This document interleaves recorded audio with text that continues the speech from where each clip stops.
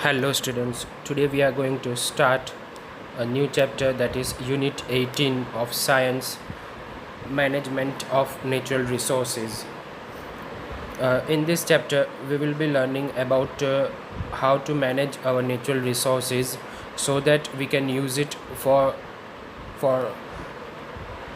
the future here, and also we will be learning about the natural resources which we get from nature.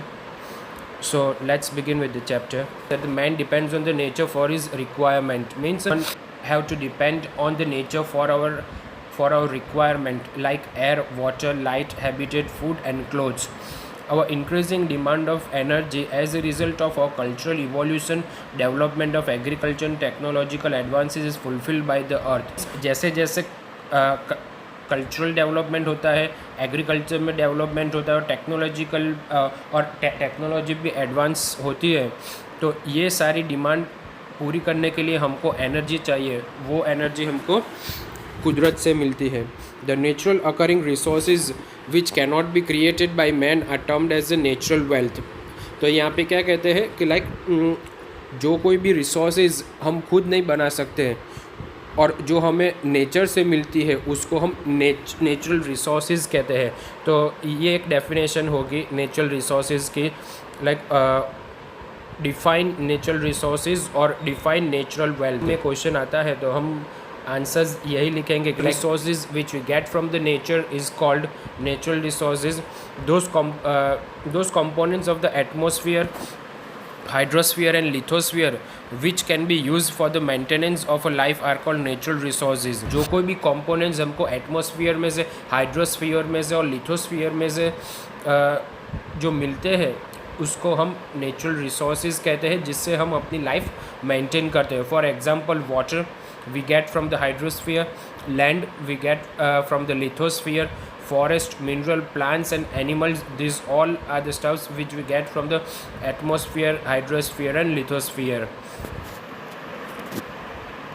Further, in standard 9 we have studied some of the natural resources and how various components are cycled over and over again in the nature.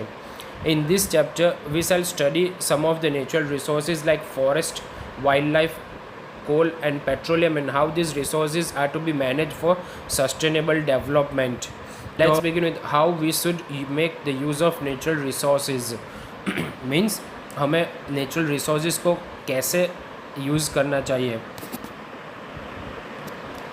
On this earth, man is the most developed organism. He is able to speak fluently. He can write eligibly and has curiosity to know new things. Means यहाँ पे कहते हैं कि पृथ्वी पे सिर्फ मनुष्य ही ऐसा प्राणी है जो एक फुल्ली डेवलप है, जो बोल सकता है और जो सोच भी सकता है. For making life luxurious and comfortable, man started adopting industrialisation and started building road, canal, dams, houses, satellite, car, motor, ships, aeroplane, submarines, missiles, rocket etcetera. यहाँ पे कहते हैं कि हम अपनी लाइफ को लग्जरियस और कंफर्टेबल बनाने के लिए हमने इंडस्ट्रियलाइजेशन को एक्सेप्ट किया. We had started building roads, canals, dams, houses, satellite, cars, motor, ships, aeroplane, submarines, missiles, rockets etcetera. हमने वो सारी चीज़ का डेवलपमेंट किया जिससे हमारी लाइफ लग्जरियस हो सकती है और कंफर्टेबल भी हो सकती है. To achieve his goal, man has destroyed the nature to a great extent, so much so that even the natural products, environment etcetera are also destroyed. हमने हमारी ज़रूरत पूरी करने के लिए हमने नेचर के रिसोर्सेज को कुछ हानि पहुंचाई है. So man has cut forest and ground plants for agriculture, shelter and factories, and develop villages and cities. Natural surrounding, he has built his own social and cultural environment using various instruments, skills and intelligence. All these activities have caused an imbalance in the environment. इस paragraph में जो कोई भी human activities बताई है उससे एक environment में इम्बैलेंस क्रिएट हुआ है. It will be a huge error if man continues to believe that all his essential natural resources are unlimited and he can exploit them in any way और in any amount as per his wish. तो यहाँ पे कहते हैं कि like अगर हम सोचते हैं कि लाइक नेचुरल रिसोर्सेज सारी अनलिमिटेड है एंड अगर हम उसका इस्तेमाल गलत तरीके से करते हैं तो वो दिन नज़दीक नहीं है जहाँ पे नेचुरल रिसोर्सेज की खोट हो. And indiscriminate and rampant use of natural resources are creating serious danger for existence of human and their culture. अगर हम ऐसे ही इसका इस्तेमाल करें नेचुरल रिसोर्सेज का तो वो ह्यूमन और अदर लाइफ के लिए वो डेंजरस साबित होगा. The amount of water trees mineral and other resources on the earth is limited while the number of people using this resources is growing rapidly. तो यहाँ पे कहते हैं कि लाइक जो वाटर ट्रीज़ और मिनरल्स है और उसके अलावा जो कोई भी नेचुरल रिसोर्सेज है वो एनवायरनमेंट में लिमिटेड अमाउंट में है, लेकिन इसका इस्तेमाल करने वाले लेकिन हम ह्यूमंस इसका इस्तेमाल करते हैं वो रैपिडली ग्रो होता है. But the numbers of people is not a real problem. The problem is how this natural resources are used. तो यहाँ पे कहते हैं कि लाइक नंबर ऑफ पीपल जो ये नेचुरल रिसोर्सेज यूज़ करते हैं वो प्रॉब्लम नहीं है, लेकिन प्रॉब्लम क्या है कि लाइक इसको इस्तेमाल कैसे करते हैं. Whenever one person or a group of people uses more than their fair shares of resources or causes an excess of pollution, this imbalance can lead to the environmental health problem for others. Hence there is a need to use the natural resources rationally and judiciously. तो यहाँ पे कहते हैं कि like हमें natural resources जो कोई भी अवेलेबल हो वो हमें सोच समझ के इस्तेमाल करना चाहिए. Application to save environment. तो इस टॉपिक में हम पढ़ेंगे like how we can save the environment by using the 3R. Okay, 3R कौन से हैं? Reduce, recycle and reuse. तो you must have come across the 3R's to save the environment. This are reduce, recycle and reuse. तो पहला है reduce. This indicates minimization of use of natural resources.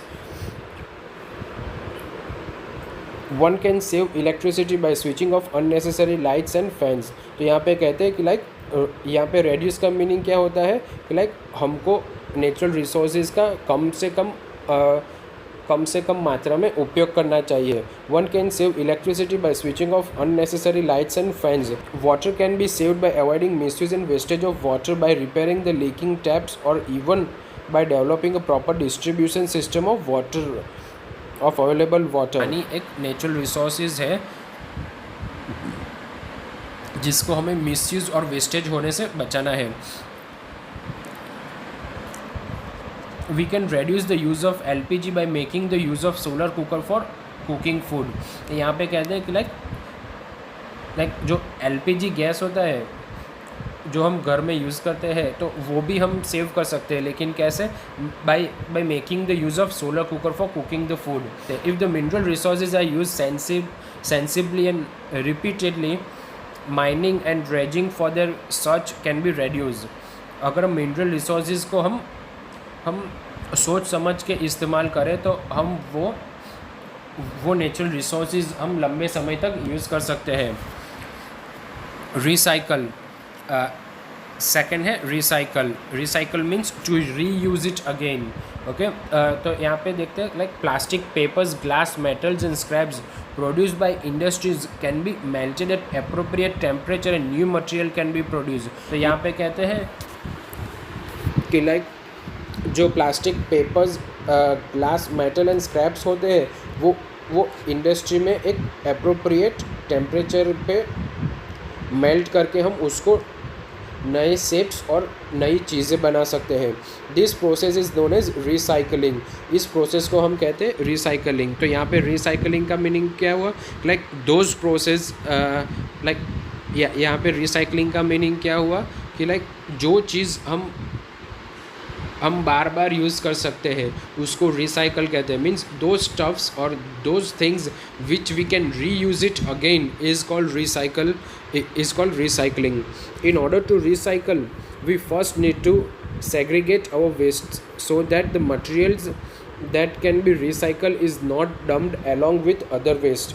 तो यहाँ पे कहते हैं कि लाइक अगर हमको रिसाइकल करना है तो firstly we need to segregate our waste. यहाँ पे सेग्रीगेट का मीनिंग हुआ सेपरेट करना, ताकि वो अदर नॉन रिसाइकलिंग वेस्ट के साथ न चला जाए. तो यहाँ पे थर्ड आर है रीयूज़. रीयूज़ का मीनिंग क्या हुआ? लाइक कुछ यहाँ पे reuse means like to use the things again and again is called reuse. As the process of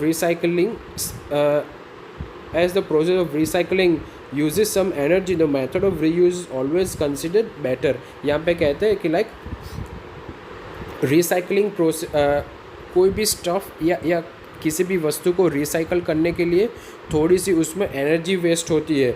the method of reuse is always considered better. Means उस energy को waste न करते हुए हम रीयूज़ की मेथड अप्लाई करें तो जो कोई भी एनर्जी वो रिसाइकल करने के लिए वेस्ट होती है वो हम बचा सकते हैं. The pieces of coloured glasses, cups and plates made of china clay, ceramic tiles etcetera can be use to make decorative wall piece. The plastic bottles in which you buy various food items like jam or pickle can be used for storing things like salt, sugar, tea leaves, pulses, etc. in the kitchen.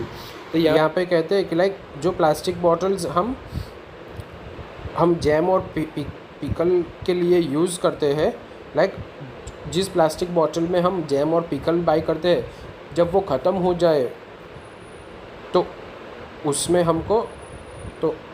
उसमें हमें salt, sugar, चाय पत्ती, pulses etcetera fill करने के लिए हमें वो इस्तेमाल करनी चाहिए.